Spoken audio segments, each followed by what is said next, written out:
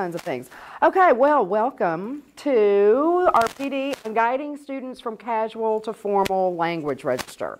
If you were at the English PD day in May, which Betty, I think you were, then you saw a version of this. It's a few things have been added, so we'll see. The reason this is important, if you come to any of the day-long professional development things focusing on under-resourced college students, but that Bethany Tucker did, or anything related to the book talks and everything, you know that language register and the use of language is one factor that sometimes keeps these students from being as successful as they could be, because they're not equipped, or at least not aware of when the switching between registers is appropriate. Most of us do this automatically. We really don't think, oh, in this situation I need to use casual register. In this situation I need to use formal register. We just sort of do it automatically. But some of our students are not equipped to do that. And so there are different ways that we can help them recognize what's going on there. Okay, so let's look at some examples to see how we react when students say certain things. Now, I will tell you that there are 5 here, 4 of them are absolutely true. They were either said to me, or I knew they were said to someone, or I received them in an email. The only one I kind of made up is the 3rd one, but we'll get to that in a minute. The first one, yo teach.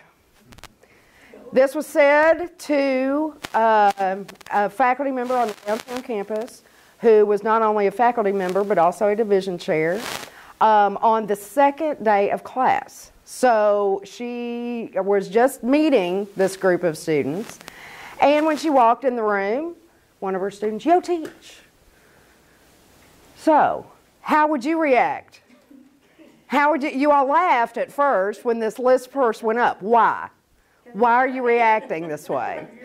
Okay, why is it funny? It's hard to believe that somebody would actually walk into the classroom and say, yo, teach. I mean. Oh, okay. Okay, it is. It's a little bit shocking. It's funny, but it's also shocking. Why? It's inappropriate. It's inappropriate, yeah, to address a person like in this way. Especially one you've just met. I don't know if that makes a difference or not. What happened with this one is that the faculty member read this student the riot act about how inappropriate it was. And she reported that, to hear her tell the story is hilarious because she does all the facial expressions. But she said, you know, his eyes got all big and he truly did not think he had done anything wrong. He was not trying to be inappropriate or offensive or anything like that, but that's how it came across to her. The second one is an email that I received last semester, I believe. Hey, can I have more time on this paper? I'm so busy, I no time for homework, LOL. Now, it is funny. I have to say I laughed. But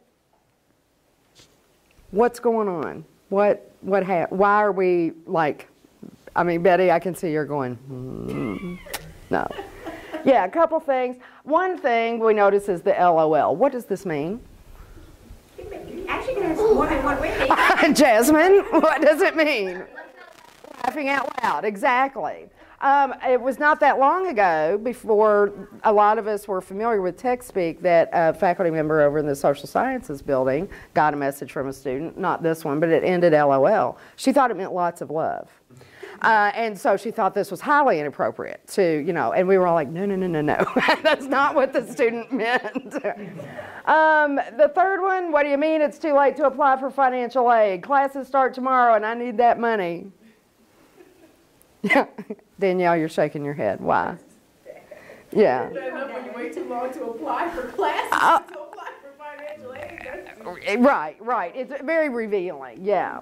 My car is broke, so my dad is taking, this is another email. My car is broke, so my dad is taking me and my son to the doctor. He has ear infection. I can't come to class today. My dad has to be at work by 11. Do you receive emails like this sometimes from students? Yeah.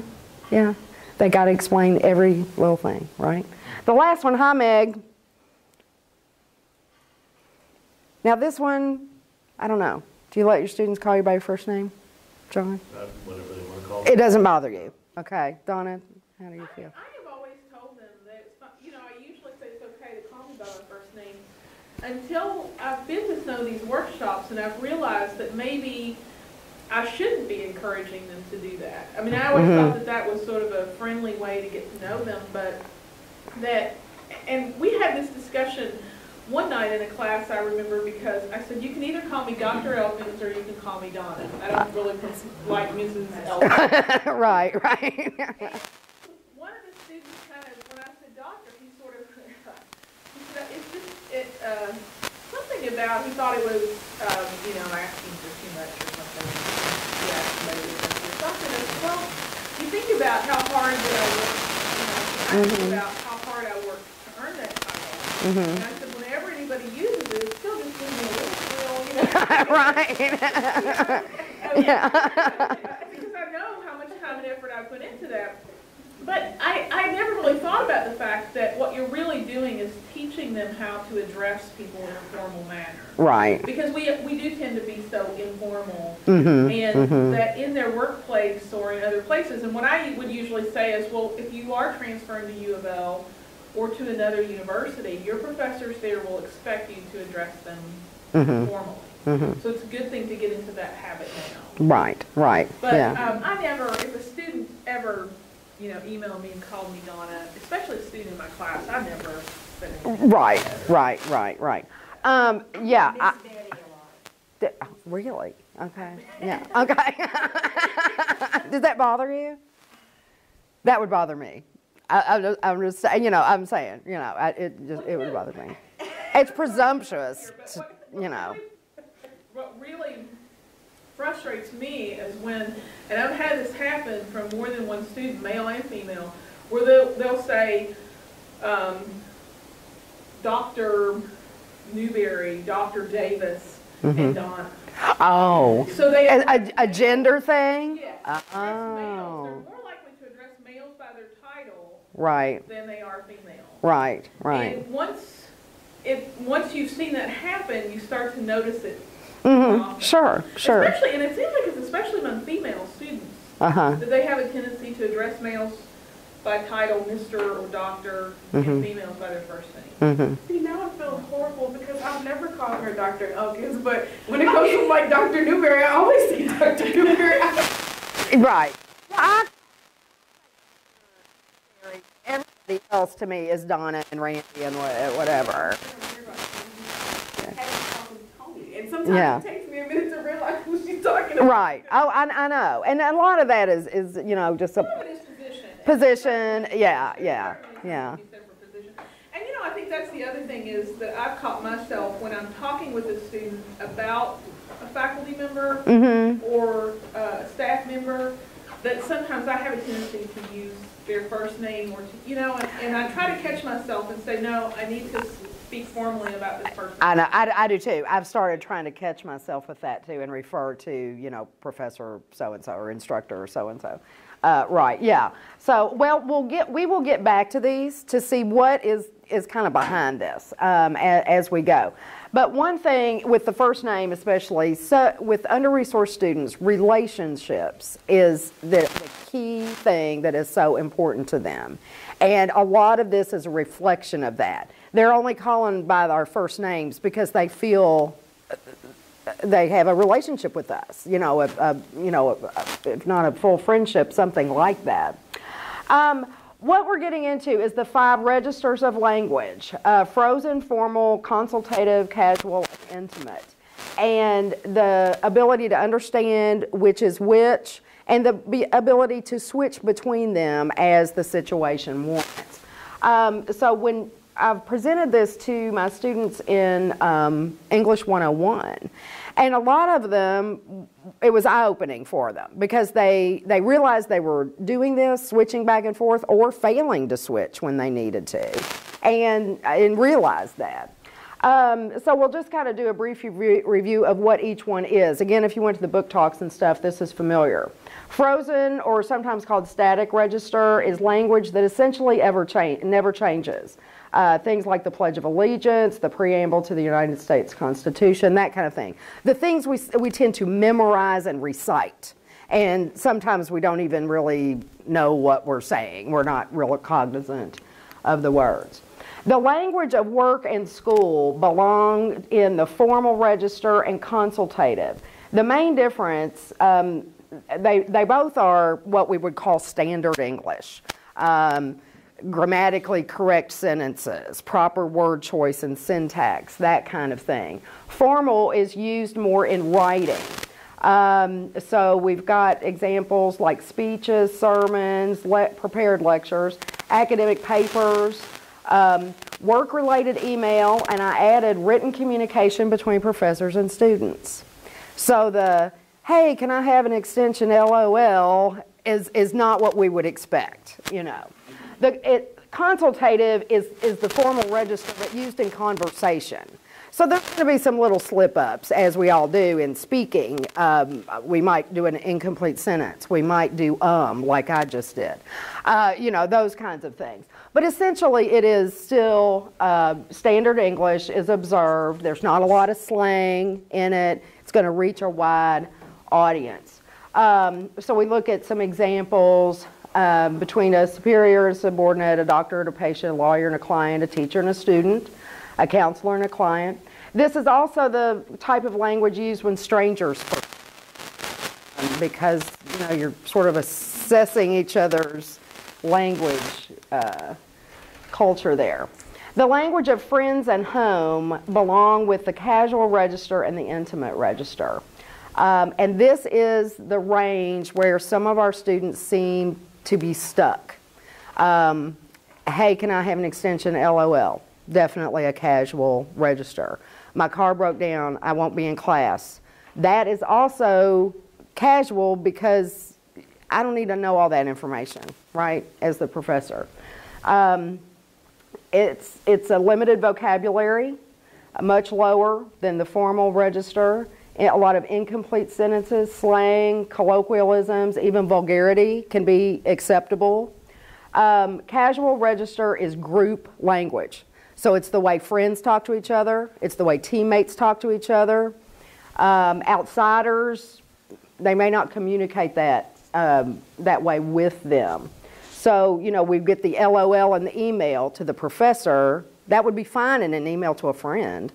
But it's a little too casual for that. Intimate is private language. Close family members, lovers, twins talk in intimate register. So those are the examples. Very, very close relationships. We also want to note that intimate register is the language of sexual harassment. That kind of language assumes an intimacy that is not actually there, and so it becomes threatening. Did you all have a question or a comment? I had to have a word explained. I'm sorry. Okay, that's okay. Okay, yeah, just sort of, yeah, little phrases that are kind of local, again, to a group. It's a group language. So that's the main difference between what we're talking about here. The language of work and school is more formal, consultative. The language of home and friends, casual and intimate.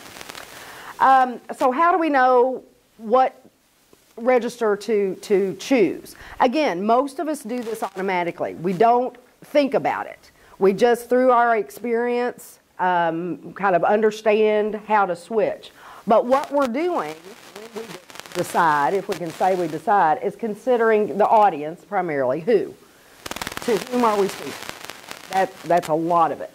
The topic, what are we talking about? Why are we speaking to this person? The setting, right? Yo teach in a college classroom. Wrong setting, right?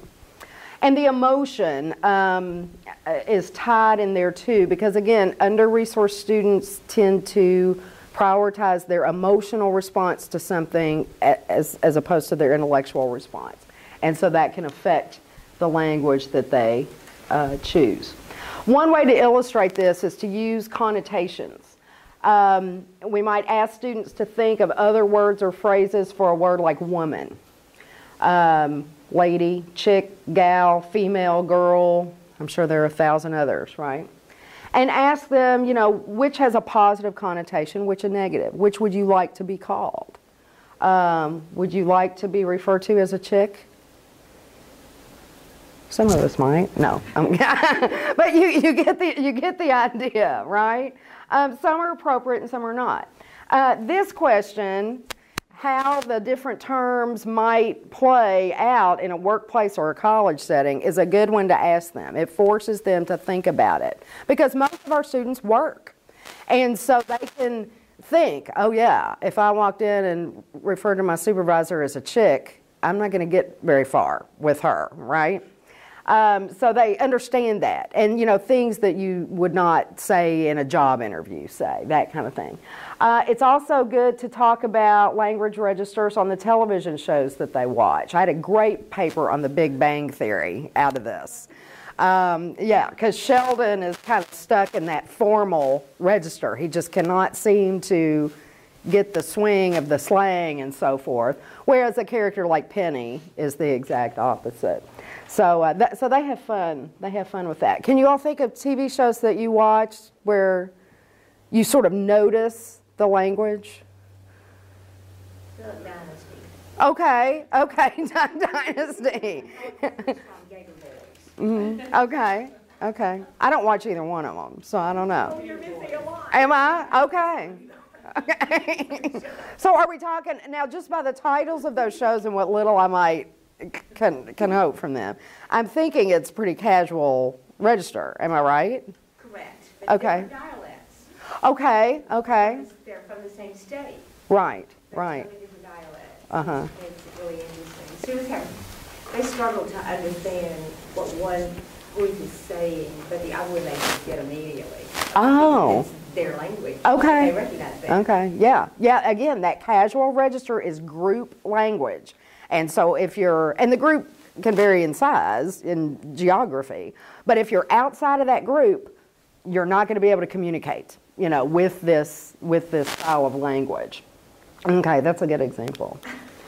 Sometimes we have to go through a process of translation then, if we are not in the group and we need to figure out what is trying to be said to us.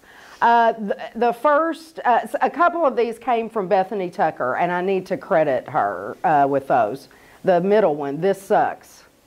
Bethany Tucker says, what that means is there is no longer any joy in this activity, right? And she did the last one too, yo mama. It is pointless for you to accuse me of improper conduct when certain members of your family behave in a similar fashion, right? I know, it is funny. It sounds ridiculous to, you know, say it formally. Now, do you understand before I told you, did you understand what your students meant if they said, got a test back and said, oh, this sucks? Did you understand that? Okay. You understand what people mean when they say, yo mama? Yeah. Okay. Did you understand what they mean when they say, shut up? Okay, well you are lucky. I did not understand that until several years ago. Actually it's been a while ago. I'm not sure I was even teaching full time then. And a client said that I delivered some unpleasant news. And she said, shut up. And I thought, little girl, who do you think you're talking to, you know? But then, and I think I did say, excuse me, you know, in that voice. And then she kind of backpedaled and everything, but when I got off the phone, I was livid. And I talked to a coworker about it, and she said, no, no, no, no, no. She wasn't telling you to shut up. She was saying, you know, she just can't believe this. Oh, man, I don't want to hear this, you know, that kind of response. I thought, oh. So this was my translation. Please tell me you just said that in jest, right? So, but sometimes we have to work, and if we're not in the group, we have a tendency to get offended because we simply do not understand what the intention was. And that's why we want to caution students, you know, to be aware of who they're talking to, their differences in generation, that kind of stuff. Now, oh, I forgot to refer to your packet. What this is the slides. A lot of them are, you know, pretty hard to read. I did copy the whole slide of this.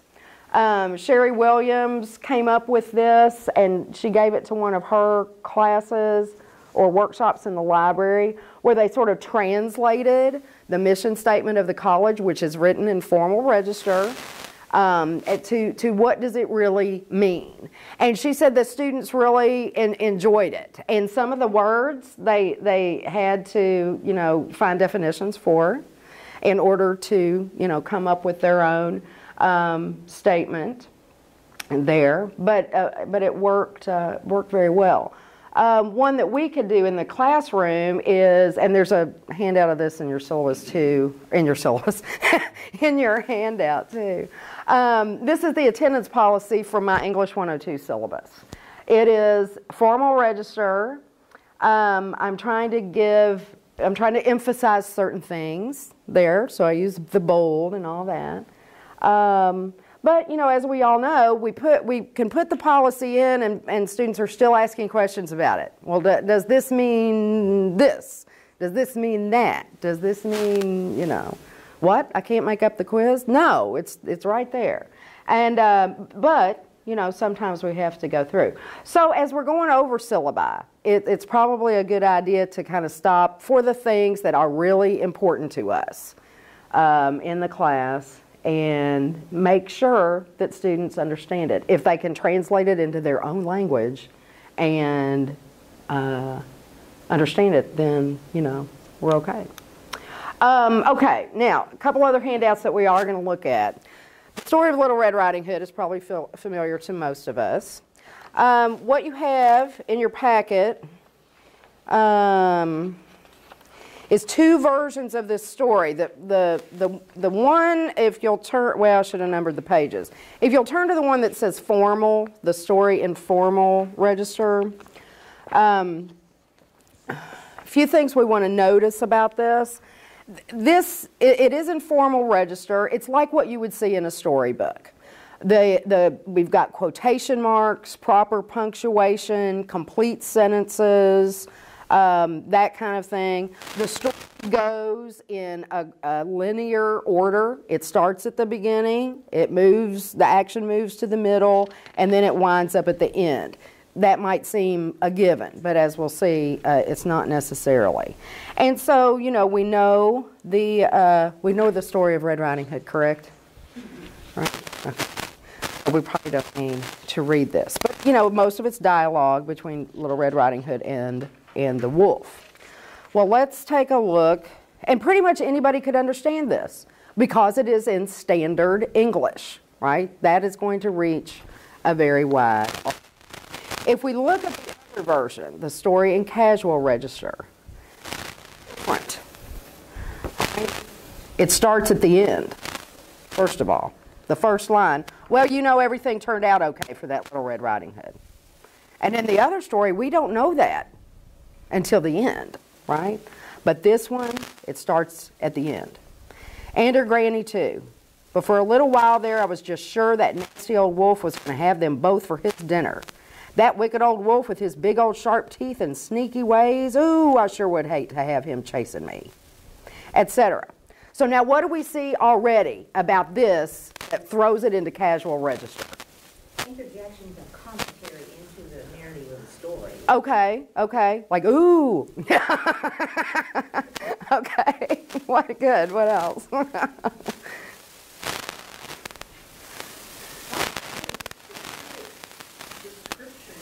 Okay, it is descriptive. Yeah. Right, exactly. And the casual, and sometimes we see this in papers where they start out, well, they all think they're Ronald Reagan. Well, remember? We sentence with that.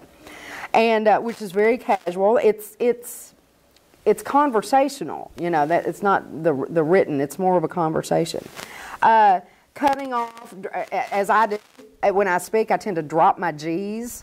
What I just read around 4 lines down, chasing, not chasing, right?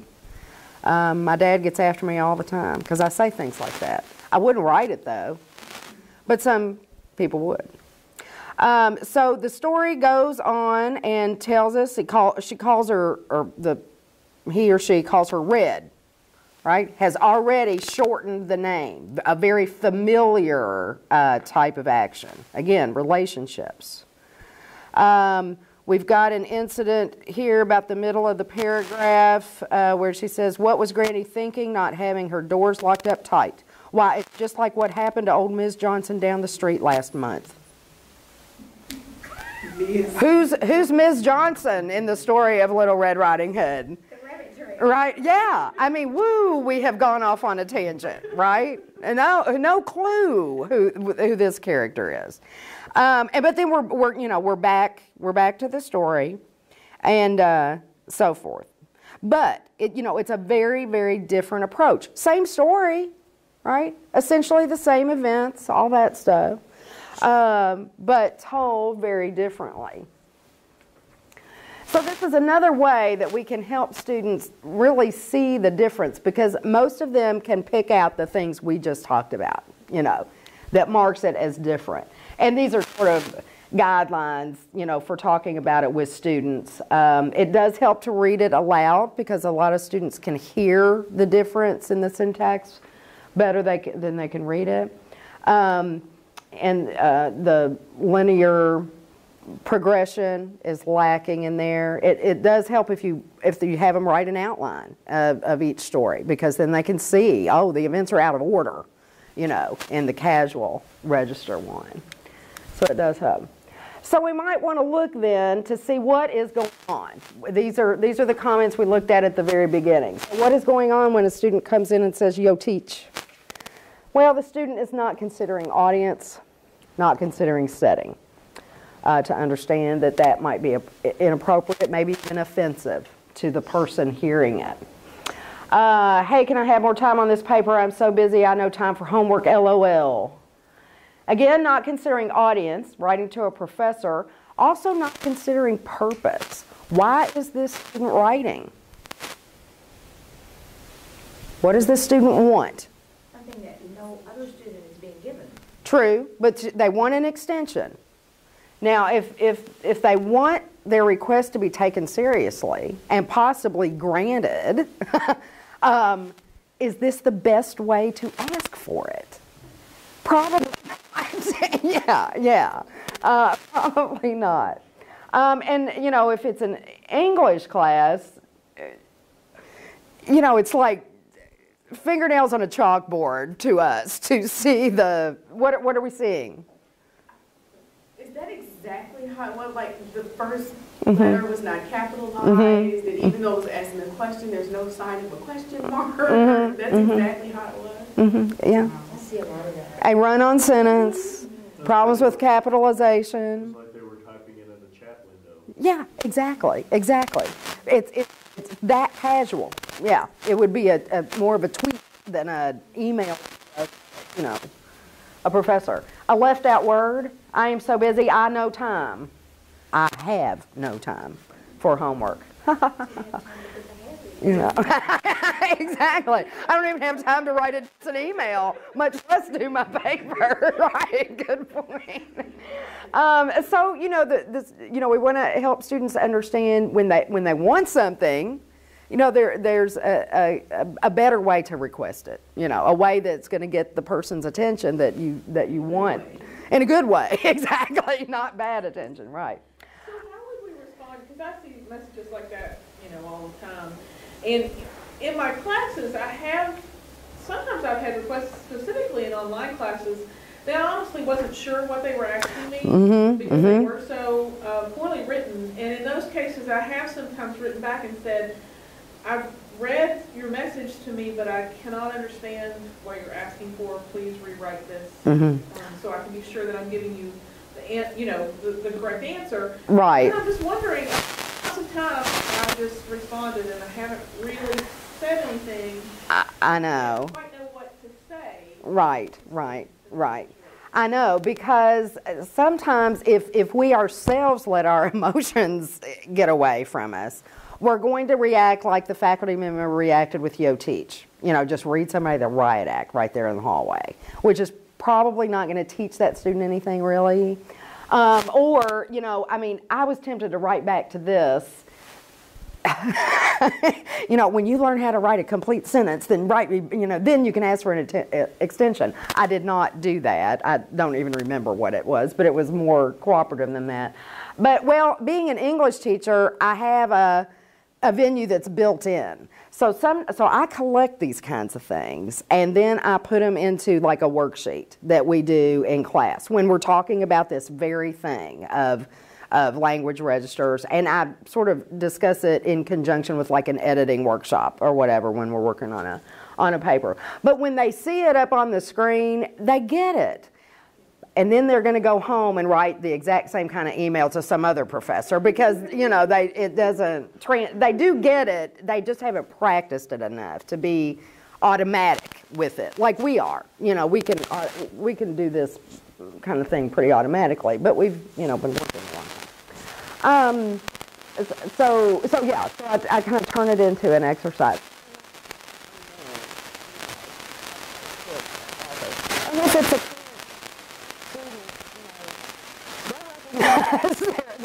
thing, you know, and try a little harder maybe next time. Well, usually sometimes I just try extra hard to be more formal in my replies. Hopefully that maybe they'll pick up on that. Yeah, I think it's very important to model. Yes, I think it's extremely important to model what we want. And we're not going to write back to them in the same kind of fashion, you know. Although I have to say I have attached an LOL to a message to a student before because she did, and I was referring to something she said. This was just last semester, but it was at the end of the semester. I mean, I knew these students in this class, and she'd been emailing me a lot for, you know, help on her papers and things like that. So, you know, it was a little less formal by then, and so somewhat appropriate. But you know what? I still kind of worry about it that I did that, you know. Jeffrey? I just wondered if Donna ever thinks about when she replied back to the student that in the more formal registry, that they thought that, what does she mean? I clearly asked her. Yeah, I know. This or that, she said she doesn't know what I'm talking about. Right. Yeah, oh, I know these. I get a message back from this saying, I did not understand. Right. Could you please state this more clearly? Right. Yeah, because we've got these, you know, this communication gap, you know, literally.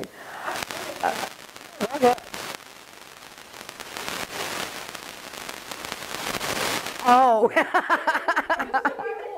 feel like an email, sometimes if you state something, you feel like it might come across as harsh, and I try to let people know I'm not, you know, Right. You could see me, I would be sorry. Right. Well, yeah. But I've really tried to watch that and not do that with students, just because I know that that's very informal and I probably shouldn't be doing that. But I have on occasion, so I'm with you. I still think You probably shouldn't have done that. Right.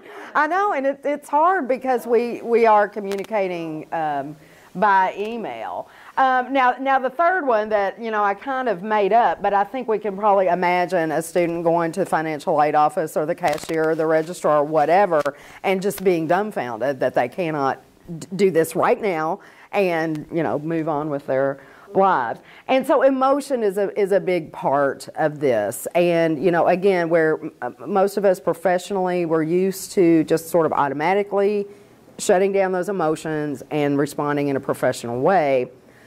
A lot of our students just don't have the experience to be able to do that. And so their emotions are going to come out before their thinking. And I think, again, to model, to not engage in that, to not get equally upset or angry or whatever. And it's very hard sometimes. Now the fourth one, again, this is one that I got. And, you know, I appreciated the student explaining the situation, but what is the main message that I, as her professor, need to know? What's the main thing in there? I can't come to class. And look where it appears. It's the third sentence. So here I'm reading. Okay, why is she telling me all this? You know, oh, she can't come to class. And then that was it. There was no request for can I meet with you later to review what I missed? Could you give me the handout or nothing? Just, I can't come to class. Like, okay, what am I supposed to do? Again, purpose. You know, why would, maybe I was supposed to write back with all this information about what she'd missed and the assignment that I handed out or whatever, but she doesn't say that. It's a lot of other information that I don't really need in order to help her, you know. I have a question like that, because I've had times where I couldn't make it to class, and I know I've sent an email to one professor to let her know, you know, I won't be able to make it to class. I actually did ask about what we were going to be doing and what I could do to make it up. That's the difference. She emailed me back, and she said, why? What was her email back to me? Why? Oh. So she got that information, but very much wanted to know what. Right. I have that in a syllabus. Yeah, well, maybe that's not, I mean, I'm not saying it's bad that she told me this, but the essential information should have been here. Because of a car. Yeah, the essential information should have been here because, so that I'm not, and I started to say wading through, granted this was a pretty short message. The car being broke down was the more essential information. Yeah, absolutely, absolutely. Yeah. Mm-hmm. Yeah. I think you're exactly right, and that is my point. And so, you know, here we're talking about, well, what the student should have done, what the student should have said, all this kind of stuff. We have to understand where they're coming from, too. That relationships, emotions are the more important kinds of things. And this kinds of information is more important to them than it might be to us. So we have to understand that, too. So with the hi, Meg part, what is going on? The student is not considering audience. Or the student is just being friendly and Meg needs to lighten up, right? Because I told you at the beginning, it does bug me when they call me by my first name. I need to get over that. Smiley face, right? I included my emoticon. So, you know, we don't want to get so bent on everybody must be in formal register, we are at college, right? That we cannot, you know, bend a little and try to understand. But at the same time, we don't want to automatically take offense when somebody says, hi, Meg. And granted, that's a lot better than yo teach to me. So, you know, and not get too bent out of shape with the LOL and that kind of stuff. But, yeah. Or the hey, yeah, hey, yeah. I take that as friendly. That student was stepping over the boundary, being too friendly, but I take that as Yeah, okay. that student was trying to connect. With Yes, that's it. Relationships, connections between people. If they did not like us, they wouldn't be saying hi, Meg. They wouldn't be saying yo teach, right? So we need to appreciate the emotion behind these things and realize it's not meant to be, you know, offensive or anything. Even us a little bit. Some of us. These are facts about our students so that we, you know, we talk about under-resourced students, and as we all know, that means far more than money. It means money, or it can mean money, but it also means other things like a support system behind them, belief in what they're doing, experience with the world of college and the hidden rules. But for some financial information, these figures are 2010 to 11. Median income reported on FAFSA was $16,000 plus. That's annual income. That means that 24%, almost a full quarter of our students received some level of public aid in 2011, food stamps, Medicaid, etc. Pell Grants. More than half of our credential-seeking students received Pell Grants in fall 2011, and those students are actually less likely to complete developmental English and English 101 than students who are not receiving Pell Grants. So we do see some tie between income and some job and trying to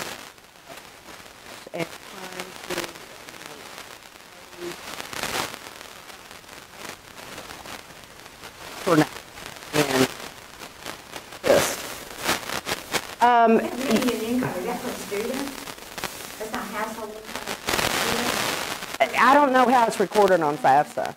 Barbara actually said the other day that the average household income is 24,000. Okay, okay. Yeah.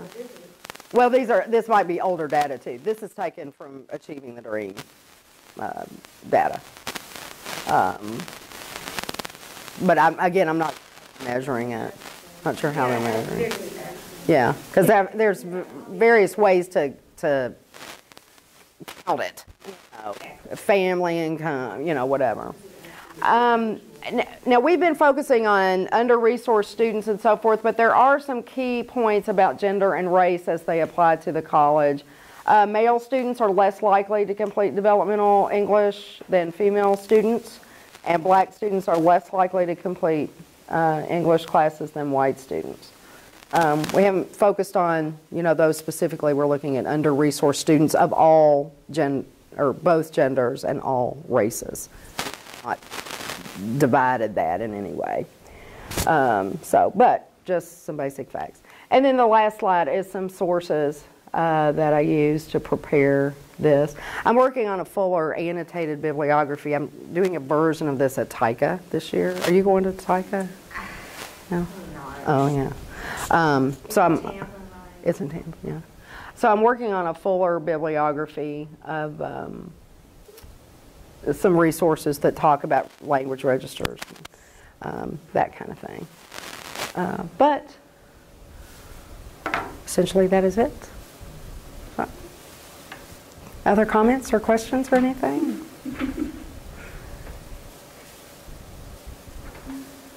Okay. Thank you all. I thank you. Thank you, Jeffrey.